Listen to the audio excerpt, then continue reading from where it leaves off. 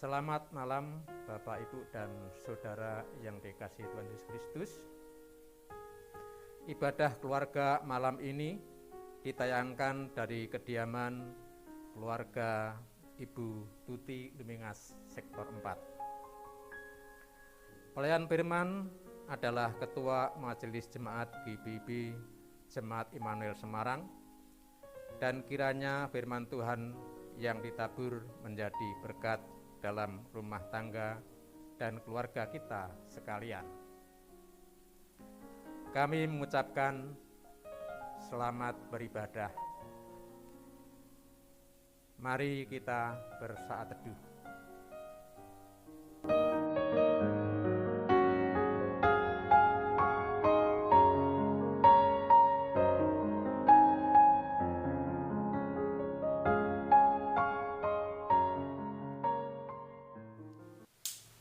Bapak Saudara yang terkasih dalam Tuhan, mari kita mulaikan ibadah kita. Dengan berdiri kita menyanyikan Kidung Jemaat nomor 13, baitnya yang pertama. Kidung Jemaat nomor 13, baitnya yang pertama.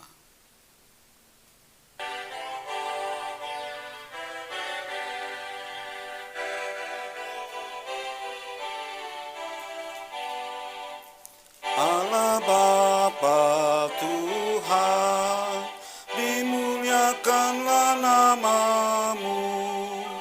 Allah Bapa Tuhan, dimuliakanlah nama-Mu. Langit bumi ciptaan-Mu, kami pun anak-anak-Mu. Datanglah dengan kasih-Mu.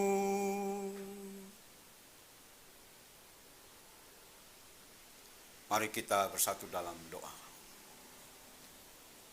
Ya Tuhan, dalam kebersamaan dengan keluarga, kami mau beribadah kepadamu dan kiranya ibadah ini berkenan di hadirat-Mu. Dan dalam bimbingan Roh Kudus, kami juga menerima terang firman-Mu yang dibacakan dan kami merenungkannya untuk bertumbuh dalam kasih-Mu. Amin.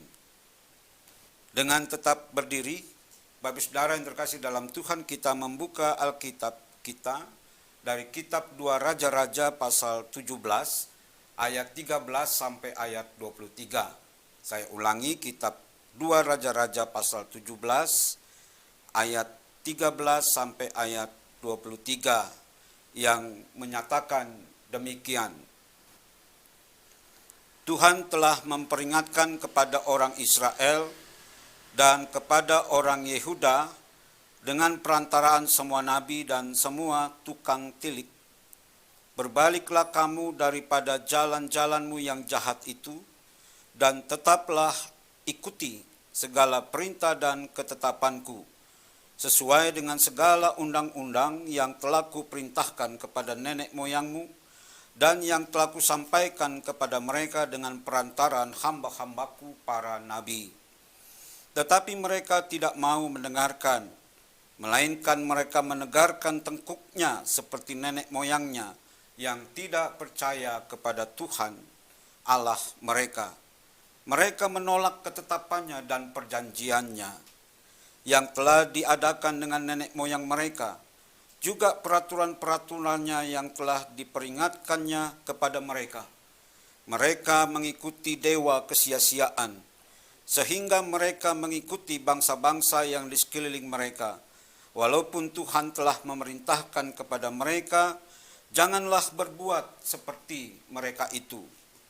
Mereka telah meninggalkan segala perintah Tuhan Allah mereka, dan telah membuat 2 anak lembu tuangan. Juga mereka membuat patung Asyera, sujud menyembah kepada segenap tentara langit, dan beribadah kepada Baal. Tambahan pula, mereka mempersembahkan anak-anaknya sebagai korban dalam api, dan melakukan tenung dan telaah dan memperbudak diri dengan melakukan yang jahat di mata Tuhan, sehingga mereka menimbulkan sakit hatinya. Sebab itu Tuhan sangat murka kepada Israel dan menjauhkan mereka dari hadapannya. Tidak ada yang tinggal kecuali suku Yehuda saja. Juga Yehuda tidak berpegang pada perintah Tuhan, Allah mereka, tetapi mereka hidup menurut ketetapan yang telah dibuat Israel. Jadi Tuhan menolak segenap keturunan Israel. Ia menindas mereka dan menyerahkan mereka ke dalam tangan perampok-perampok sampai habis. Mereka dibuangnya dari hadapannya. Ketika ia mengoyakkan Israel daripada keluarga Daud, maka mereka mengangkat Yerobeam bin Nebat menjadi raja, tetapi Yerobeam membuat orang Israel menyimpang daripada mengikuti Tuhan dan mengakibatkan mereka melakukan dosa yang besar. Demikianlah orang Israel hidup menurut segala dosa yang telah dilakukan Yerobeam. Mereka tidak mematuhinya. Sampai Tuhan menjauhkan orang Israel dari hadapannya, seperti yang telah difirmankannya dengan perantaraan semua hambanya, para nabi. Orang Israel diangkut dari tanahnya ke Asyur ke dalam pembuangan. Demikianlah sampai hari ini. Demikianlah pembacaan Alkitab, terpujilah Kristus. Haleluya. Haleluya. Haleluya, haleluya.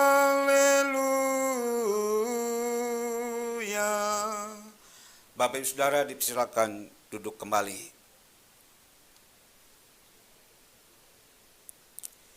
Bapak Ibu Saudara yang terkasih di dalam Tuhan, melalui bacaan ini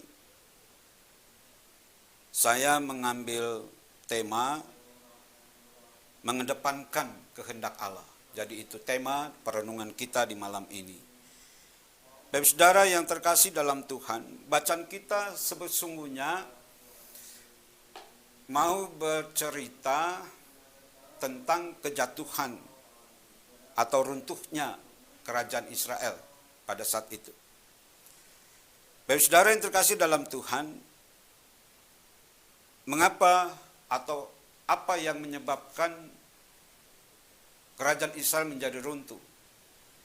Bapak Saudara yang terkasih, keruntuhan kerajaan Israel itu karena egosentrisme, bukan egoisme. Bapak Saudara yang terkasih dalam Tuhan, kalau kita bicara tentang egois, maka egois itu berarti memikirkan diri sendiri. Tapi kalau kita bicara tentang egosentrisme, itu kita bicara tentang ketidakmampuan melihat dari perspektif pihak lain. Maksudnya Bapak Saudara, ketika mungkin kita ada dalam sebuah diskusi, saya punya pendapat dan Bapak Ibu juga punya pendapat. Kalau saya orang yang egois, ya saya akan hanya berpikir tentang apa yang menjadi pendapat saya. Itu egois dan juga egosentrisme. Tetapi saya juga harus mendengar pendapat dari Bapak Ibu. Bukan hanya pendapat saya.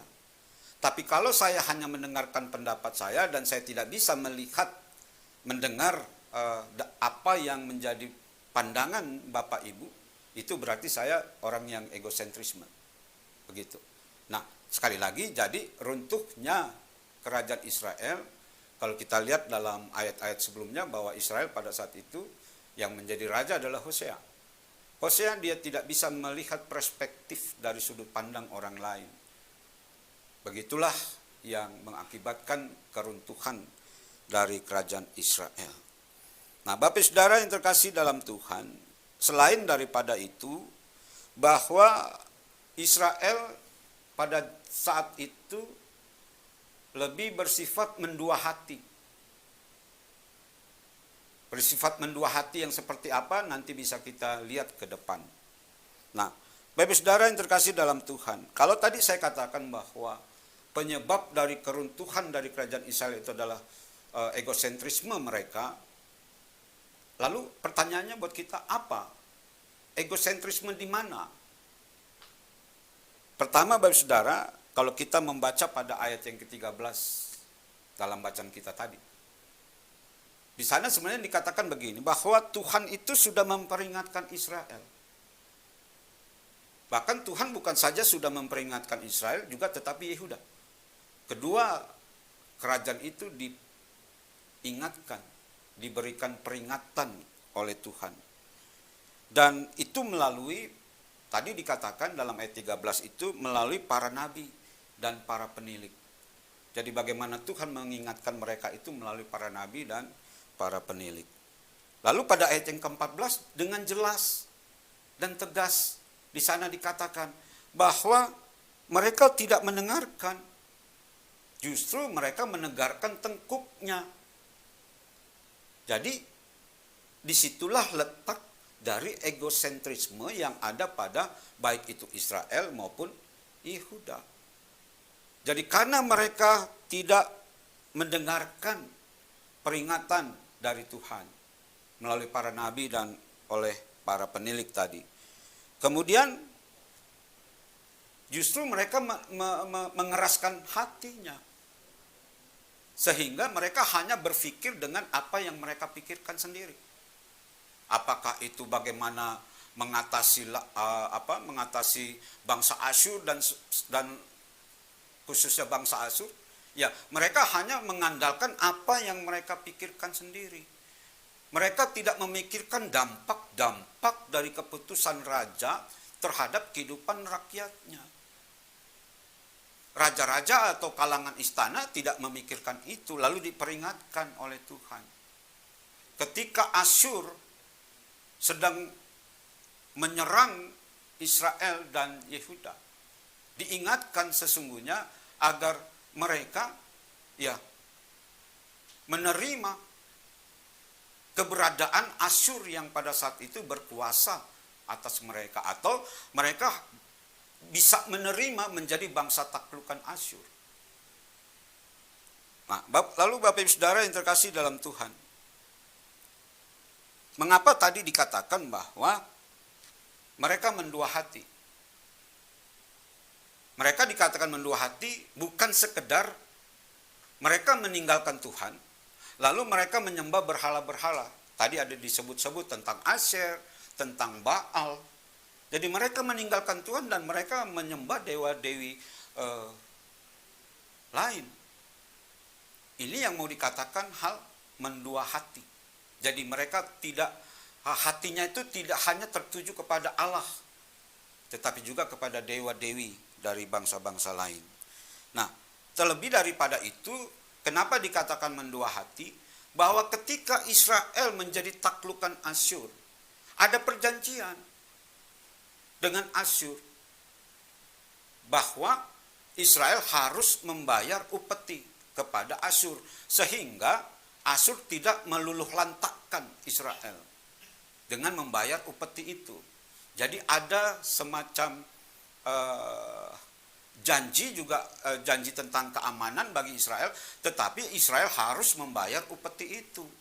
Nah, tetapi Bapak Saudara, ternyata diam-diam Israel mengadakan kesepakatan dengan Mesir. Jadi inilah yang mau dikatakan bahwa Israel mendua hati, sudah sepakat dengan Asyur membayar upeti, tetapi juga mereka membuat satu kesepakatan dengan bangsa Mesir. Dan itu diketahui oleh bangsa Asyur. Oleh sebab itu, Israel dilululantakkan oleh bangsa Asyur. Lalu Bapak Saudara yang terkasih ke dalam Tuhan, bahwa kalau tadi saya katakan bahwa mereka tidak lagi setia kepada Tuhan, tapi dia menyembah berhala-berhala, dewi-dewi Asher atau Baal, dan tadi saya sudah katakan, itu artinya Bapak Saudara, Israel itu sudah menjadi Lo Ruhama dan Lo Ami.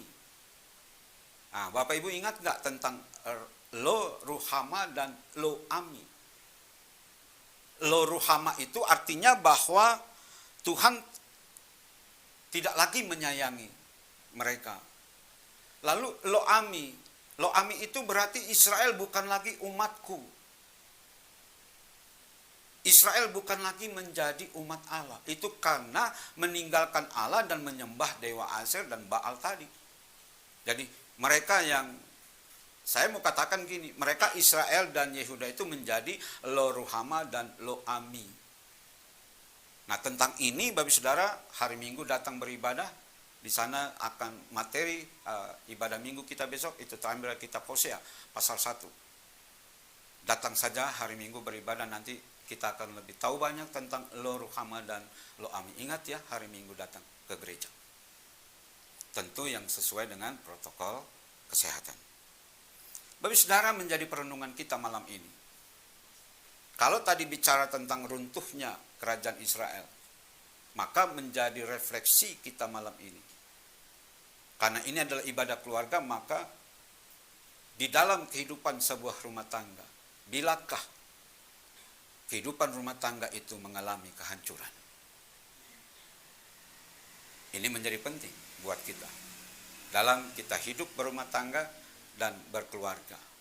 Kalau pertanyaannya, bilakah rumah tangga atau keluarga kita mengalami kehancuran? Pertama begini, Bapak Ibu.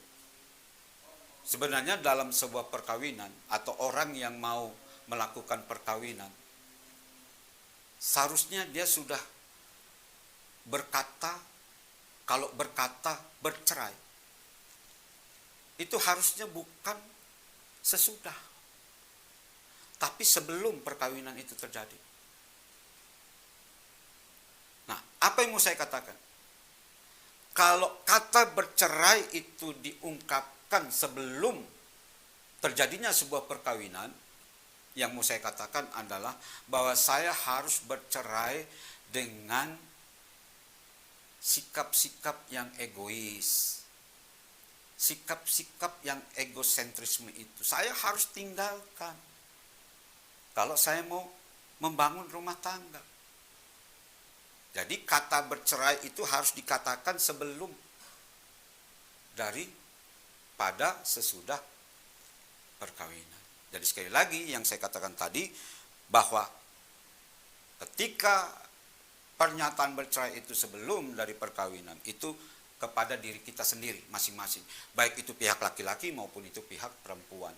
Saya mau bercerai, saya mau berpisah dengan sikap-sikap yang egois dari saya, dan saya juga mau berpisah dengan sikap-sikap yang egosentrisme yang ada pada saya. Maka kalau itu terjadi Bapak Ibu, saya yakin dan percaya bahwa dalam rumah tangga yang dibangun itu akan berlangsung secara baik, penuh tanggung jawab sampai di akhir hayat. Yang kedua, Bapak Ibu, mengapa tadi saya katakan bahwa kata cerai itu sendiri harusnya sebelum dari perkawinan, dan itu menunjuk pada diri kita ya masing-masing, baik pihak laki-laki maupun pihak perempuan. Kalau itu kita nyatakan kepada diri kita Bapak Ibu, maka kita akan dimampukan tidak berpikir untuk diri sendiri, dan kita juga bisa melihat perspektif pandangan orang lain atau perspektif pihak lain. Misalnya seorang suami, dia dimampukan untuk melihat perspektif dari seorang istri. Apa yang dipikirkan istri, apa yang menjadi kehendak istri, itu dapat nampak kalau kita sudah membuang egoisme kita dan egosentrisme kita. Tapi kalau kita masih ada dalam keadaan yang egois dan egosentrisme, kita tidak bisa melihat perspektif dari istri kita. Kita nggak bisa kan pernah lihat. Dan ketika kita tidak bisa melihat perspektif atau sudut pandang istri atau pemikiran istri, maka itu sebabnya dalam rumah tangga seringkali terjadi apa? Ya, awalnya terjadi pertengkaran kecil-kecil, lalu menjadi besar, dan akhirnya menjadi runyam, dan berakhir dengan kehancuran. Jadi hanya dengan kita berpisah dengan egoisme kita, berpisah dengan egosentrisme kita, maka kita akan bisa menjaga dan memelihara kehidupan rumah tangga kita. Nah, Bapak Saudara, kalau kita mau bandingkan dengan Matius 16 ayat 24. Di sana mau dikatakan begini. Dalam Matius 16 ayat 24 mau dikatakan, barang siapa mau mengikut aku, dia harus menyangkal diri dan memikul salibnya.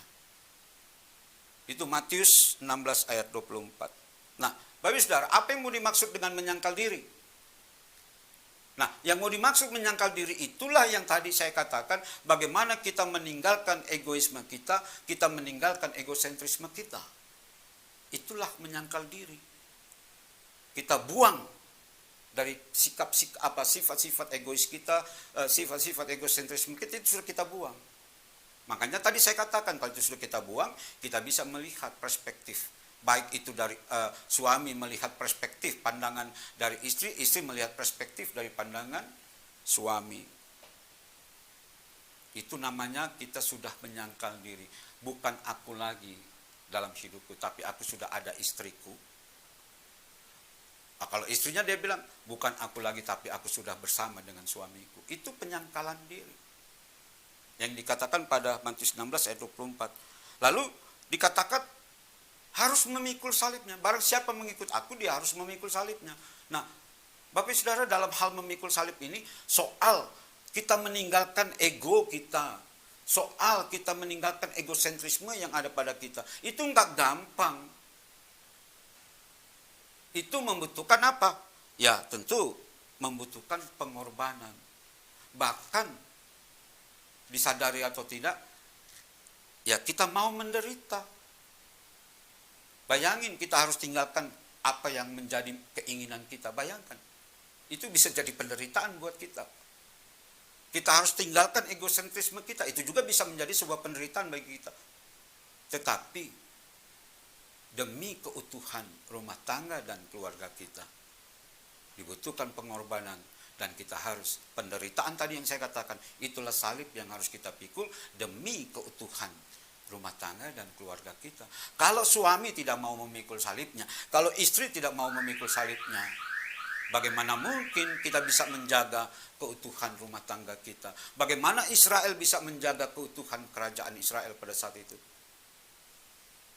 Justru kehancuran Israel, kehancuran rumah tangga kita, karena masing-masing tidak mau memikul salibnya dan tidak mau menyangkal diri. Bapak Saudara yang terkasih dalam Tuhan, dengan meninggalkan sifat egoisme kita, dengan meninggalkan sifat egosentrisme pada kita, itu artinya Bapak Saudara, di dalam kehidupan kita, baik itu dalam persoalan dalam rumah tangga dan keluarga kita, kalau kita mau melakukan itu berarti kita mau mengedepankan Allah. Jadi sekali lagi, ketika kita membuang sifat egoisme kita, egosentrisme kita, itu hanya karena kita mau mengedepankan kehendak Allah, kita mau mengedepankan kepentingan bersama ketimbang kepentingan diri sendiri. Mengapa Allah mengingatkan Hosea melalui para nabi dan para penilik? Bukan hanya untuk Hosea sebagai raja, tapi untuk masyarakat Israel. Jangan sampai tambah menderita. Jadi untuk kepentingan khalayak ramai, bukan hanya untuk Hosea. Itu yang Allah ingatkan kepada Hosea. Tapi sekali lagi, Hosea jatuh pada kepentingan diri sendiri dan tidak mampu untuk melihat perspektif Allah yang memberikan peringatan. Tidak bisa melihat perspektif para nabi yang memberikan nubuatan kepada raja. Jadi sekali lagi Bapak Saudara, mari melalui firman ini kita singkirkan egoisme kita, kita singkirkan egosentrisme kita, bukan hanya untuk keutuhan rumah tangga kita, tetapi juga dalam kerangka kita menghadapi hidup ini. Dan dalam kerangka hidup ini melalui firman ini, mari kita mengedepankan apa yang menjadi kehendak Allah dan apa yang menjadi kepentingan bersama, bukan sekedar untuk kepentingan diri sendiri.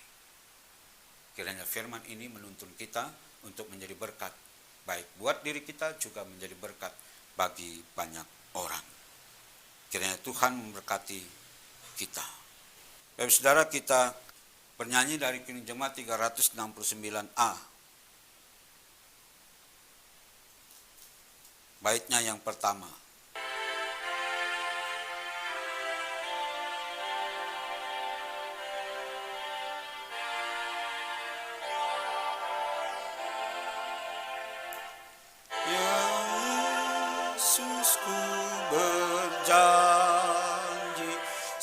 setia padamu. Ku pinta kau selalu dekat ya Tuhanku, di kancah pergumulan jalanku tak sesat, karena Engkau temanku, pemimpin terdekat. Baik saudara yang terkasih dalam Tuhan, mari kita naikkan syafaat kita, mari kita berdoa.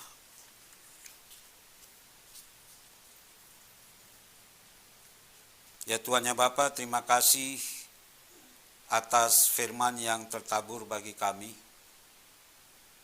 Kami belajar dari keruntuhan dari kerajaan Israel yang hanya karena egosentrisme, kekuasaan, yang tidak memikirkan tentang kehidupan masyarakat.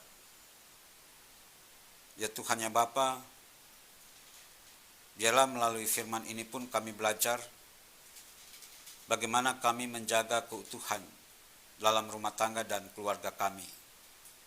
Agar di dalam keutuhan rumah tangga dan keluarga kami dimampukan membuang sifat yang egois, juga egosentrisme yang ada pada diri kami. Sehingga kami di dalam membangun kehidupan rumah tangga, sebagai suami istri, kami masing-masing dapat menghargai, menghormati pandangan satu terhadap yang lain. Dan dengan demikian, kami juga tidak lagi hanya memikirkan tentang apa yang kami pikirkan, tapi kami juga memikirkan apa yang menjadi kepentingan kami bersama. Sehingga dengan demikian, maka kehidupan rumah tangga dan keluarga kami akan tetap ada di dalam keutuhan. Untuk itu Tuhan Bapa berikan kami kemampuan untuk menjaga, memelihara kehidupan perkawinan, kehidupan rumah tangga yang sudah kami bina selama ini. Dan biarlah melalui firman ini maka kehidupan rumah tangga dan keluarga kami itu boleh sampai di penghujung hayat kami. Ya Tuhan ya Bapa, biarlah kiranya firman ini juga memberikan keluarga untuk melakukan segala aktivitas, segala kegiatan di dalam keseharian. Biarlah firman ini menjadi landasan berpijak bagi kehidupan keluarga di tempat ini. Biarlah kiranya Ibu Tuti sebagai kepala rumah tangga pada saat ini terhadap 2 anak yang Tuhan karuniakan bersama cucu. Kiranya bagaimana seisi rumah tangga keluarga ini juga mampu untuk saling dapat melihat, menghargai dan menghormati pandangan satu terhadap yang lain. Sehingga dalam rumah tangga keluarga ini selalu ada di dalam kesatuan yang penuh dengan cinta kasih dan dipenuhi juga dengan damai sejahtera yang dari Tuhan. Dan Ibu Tuti sebagai kepala rumah tangga, biarlah Tuhan Engkau terus tambahkan hikmat sehingga mampu menjaga dan memimpin kehidupan anak-anak, sehingga walaupun anak-anak pada saat ini sudah berkeluarga, maka biarlah melalui dukungan Ibu Tuti, maka kehidupan rumah tangga keluarga anak-anak juga hidup di dalam hidup yang penuh dengan kedamaian. Dan Ibu Tuti sebagai pelayan Tuhan di Jemaat-Mu Immanuel Semarang ini, kiranya juga Tuhan tambahkan hikmat di dalamnya, sehingga pelayanan yang dilakukannya itu adalah pelayanan yang juga menjadi berkat bagi kehidupan warga Jemaat Immanuel Semarang, khususnya di sektor 4 ini. Untuk itu juga sebagai koordinator sektor di sektor 4 ini, biarlah Tuhan terus tambahkan hikmat untuk mengkoordinir, mengatur segala sesuatunya di sektor 4 ini bersama dengan penatua diaken yang lain yang ada di sektor 4 ini. Ya Tuhan ya Bapa, kami berdoa untuk kehidupan Hans dengan keluarganya, biarlah kian juga Tuhan tolong di dalam pergumulannya, bahkan Kau berkati melalui pekerjaannya, sehingga melalui berkat-berkat Tuhan itu maka hidup Hans bersama keluarga juga hidup dengan sejahtera. Demikian juga kami berdoa untuk Eta yang saat ini juga sedang mengandung, biarlah Tuhan Engkau sertai dalam proses kehamilan ini, sehingga di dalam penyertaan Tuhan, maka dalam proses kehamilan ini Eta dalam keadaan sehat, dan janin yang dikandungnya juga ada dalam keadaan sehat, yang sampai nanti pada waktunya akan terjadi persalinan, biarlah baik anak yang dikandung maupun Eta tetap dalam keadaan yang sehat. Tapi lebih dari itu, biarlah kehidupan Eta dan keluarga juga selalu ada di bawah berkat-berkat yang dari Tuhan. Ya Tuhan ya Bapa, akhirnya biarlah pergumulan yang ada dalam rumah ini yang tidak terkatakan, Tuhan berkenan untuk mendengarkan ketika keluarga ini datang kepada Tuhan. Dan biarlah apa yang Tuhan berlakukan bagi keluarga ini, Tuhan juga berkenan memberlakukannya di dalam setiap kehidupan rumah tangga dan keluarga kami masing-masing. Ya Tuhan ya Bapa, secara khusus kami berdoa untuk jemaat-Mu Immanuel di dalam tumbuh dan kembangnya. Biarlah kami dari sektor 4 juga memohon kepada Tuhan, kiranya Jemaat Immanuel Semarang di dalam persekutuannya tetap menjalankan apa yang menjadi tugas dan tanggung jawabnya, dan segala pergumulannya mendapatkan pertolongan dari Tuhan. Ya Tuhan ya Bapa, bagi seluruh warga jemaat di Immanuel Semarang ini, dengan keberadaannya masing-masing, kami juga mau menyerahkannya di dalam pimpinan Tuhan, sehingga di dalam pimpinan Tuhan seluruh warga jemaat Immanuel Semarang hidup dalam sehat, tidak kurang satu apapun, dan hidup juga berkelimpahan berkat yang dari Tuhan. Ya Tuhan ya Bapa, inilah doa kami yang tidak terkatakan dan tidak terucapkan, biar Tuhan menyempurnakan dan Tuhan menggenapinya. Karena doa ini kami alaskan hanya di dalam satu nama, yaitu Yesus Kristus, Tuhan dan Juru Selamat kami, yang telah mengajar kami berdoa. Bapa kami di surga, dikuduskanlah namamu. Datanglah kerajaan-Mu, jadilah kehendak-Mu di bumi seperti di surga. Berikanlah kami pada hari ini makanan kami yang secukupnya, dan ampunilah kami akan kesalahan kami, seperti kami juga mengampuni orang yang bersalah pada kami. Dan janganlah membawa kami ke dalam pencobaan, tetapi lepaskanlah kami daripada yang jahat. Karena Engkaulah yang empunya kerajaan dan kuasa dan kemuliaan sampai selama-lamanya. Amin.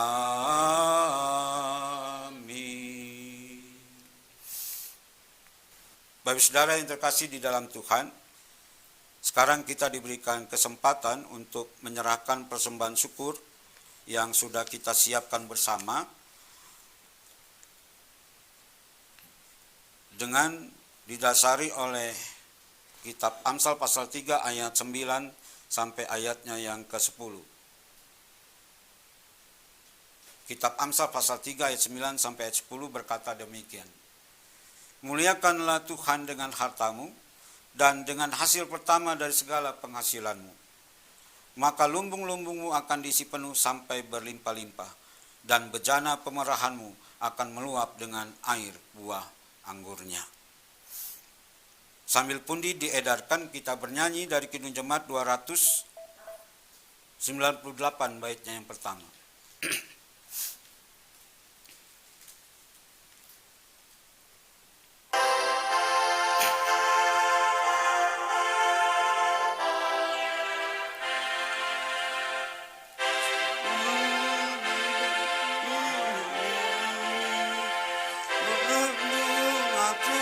Berbuat baik, Engkau ya Allah Bapa kami sembah syukur padamu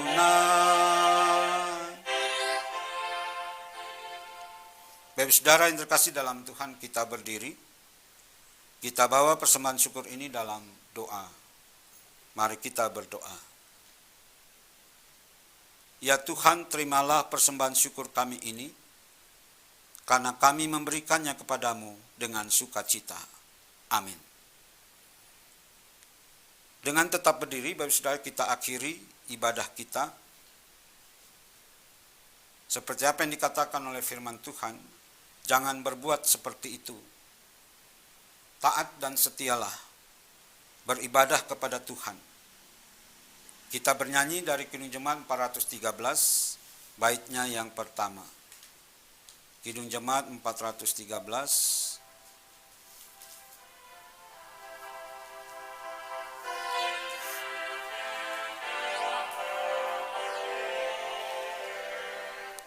Tuhan pimpin anakmu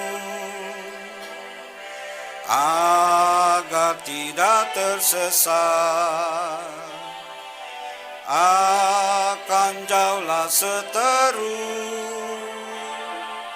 bila kau tetap dekat. Tuhan pimpin arus hidup menderas, agar jangan ku sesat, pegang tanganku erat. Mari kita berdoa.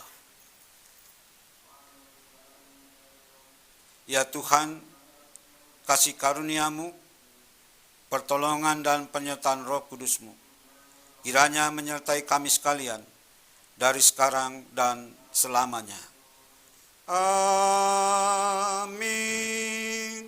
Amin. Amin.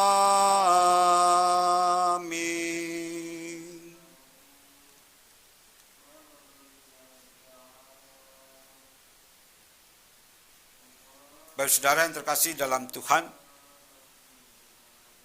dengan demikian ibadah kita selesai. Kita berjumpa kembali pada hari Rabu mendatang. Ikuti protokol kesehatan dan jangan lupa pakai masker. Teriring salam dan doa dari keluarga Tuti Lumingas. Selamat malam.